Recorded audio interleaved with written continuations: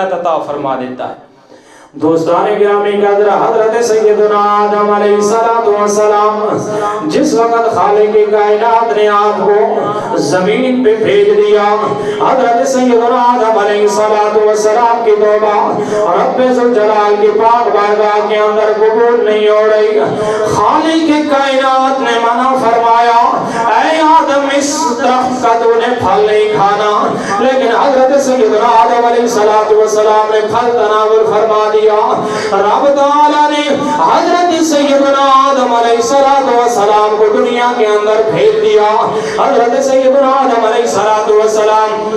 300 سال رب تعالیٰ کی پاک بارگاہ کے اندر روتے رہے، دعائیں کرتے رہے، التجائیں کرتے رہے، استغفار کرتے رہے، لیکن رب تعالیٰ نے حضرت سیدنا آدم علیہ السلام کو نہ بخشا۔ حضرت سیدنا آدم علیہ السلام نے اللہ رب العالمین کی پاک بارگاہ کے اندر یہ وسیلہ پیش کیا، اے رب کائنات تجھے اپنے حبیب محمد عربی کا واسطہ، اے خالق لم یزل میری خطا کو معاف فرما۔ رب تعالیٰ نے ارشاد فرمایا، اے آدم میں نے تیری خطا کو معاف فرما دیا،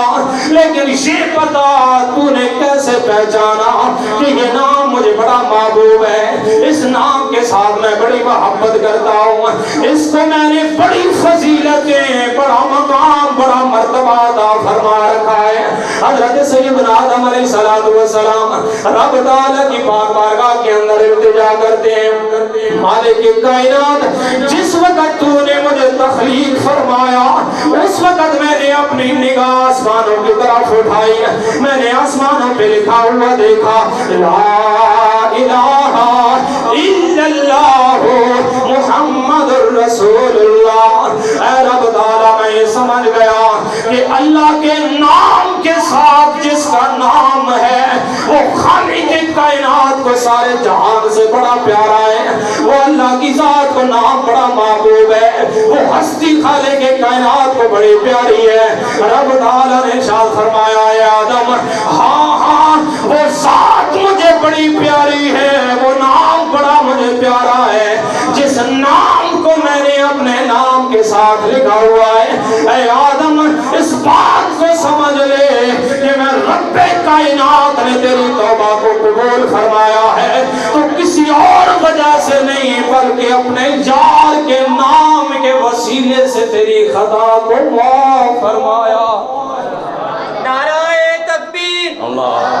نعرہ تکبیر، اچھا بولو یار، نعرہ رسالت، نعرہ رسالت، یا رسول اللہ، آمد مصطفیٰ، آمد مصطفیٰ، کون عشق مصطفیٰ تو زندگی۔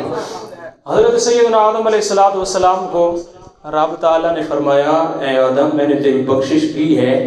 تو اس وجہ سے کی ہے کہ تو نے مجھے محمد عربی کا وسیلہ دیا ہے، میں نے اپنے یار کے نام کے وسیلے سے تیری خطا کو معاف فرمایا ہے، تجھے بخش دیا ہے، اور اگر وہ محمد نہ ہوتے تو میں تمہیں بھی کبھی پیدا نہ فرماتا، اگر وہ محمد نہ ہوتے تو میں تمہیں بھی کبھی پیدا نہ فرماتا۔ مستدرک للحاکم کے اندر یہ بات موجود ہے، روح البیان کے اندر اس بات کو علامہ اسماعیل حقی رحمۃ اللہ تعالی علیہ نے نقل فرمایا ہے، در منصور کے اندر یہ بات موجود ہے، اور حضرت امام قسطلانی رحمۃ اللہ تعالی علیہ آپ اس سے بھی آگے بات لکھتے ہیں۔ حضرت امام قسطلانی رحمۃ اللہ تعالی علیہ ارشاد فرماتے ہیں کہ حضرت سیدنا آدم علیہ السلام نے جس وقت آقا دو جہاں صلی اللہ تعالی علیہ وسلم کے نام کو وسیلہ دیا، رب نے آپ کو بخش دیا، تو اللہ کی ذات نے کیا ارشاد فرمایا؟ رب تعالی نے ارشاد فرمایا، اے آدم اگر آج تم زمین و آسمان کے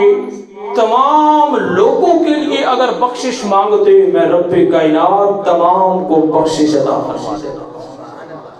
اگر تم میرے یار کے وسیلے سے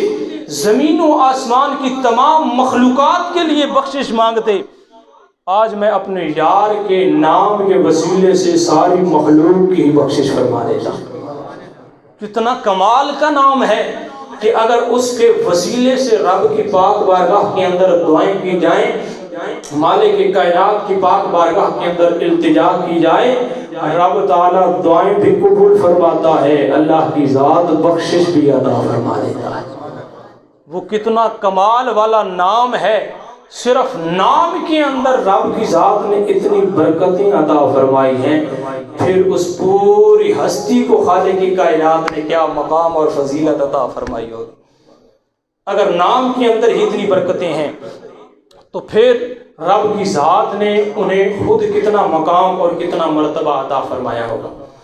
دوستان گرامی قدر، حضرت سیدنا آدم علیہ السلام ارشاد فرماتے ہیں، میں نے عرش اعظم کے ستونوں پہ لکھا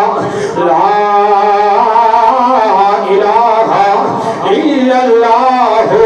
محمد رسول اللہ۔ عرش اعظم کے ستونوں پہ بھی اللہ رب العالمین کے نام کے ساتھ خالق کائنات نے اپنے محبوب کے نام کو لکھوا رکھا تھا۔ حضرت آدم علیہ السلام اپنے بیٹے حضرت شیس علیہ السلام سے فرماتے ہیں، اللہ تعالیٰ نے جب مجھے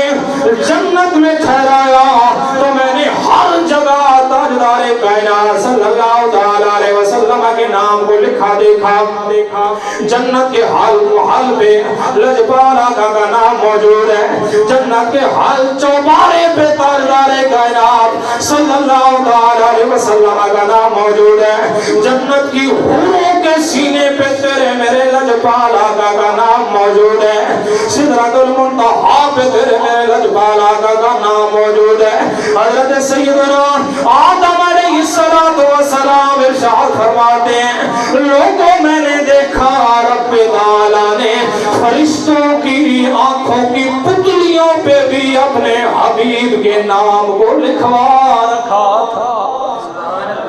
فرشتوں کی آنکھوں کی پتلیوں پہ بھی جو نام لکھا تھا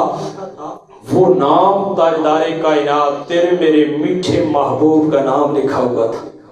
خصائص الکبریٰ کے اندر یہ بات موجود ہے۔ حوالہ ساتھ اس لیے دے رہا ہوں کہ شاید کسی بندے کے ذہن کے اندر یہ ابہام موجود ہو کہ یار مولوی صاحب نے اپنی طرف سے بات کی۔ ہماری کوئی بھی بات اپنی طرف سے بھی ہوتی ہے، الحمدللہ۔ حضور ضیاء الامت جسٹس پیر محمد کرم شاہ الازہری رحمۃ اللہ تعالی علیہ کے در کے ٹکڑے کھائے ہیں، یا بات قرآن سے ہوتی ہے یا بات مصطفیٰ کے فرمان سے ہوتی ہے۔ اپنی طرف سے کوئی بھی بات نہیں ہوتی ہے، اور زیادہ تر کوشش یہی ہوتی ہے کہ اپنی طرف سے کوئی بات کی نہ جائے،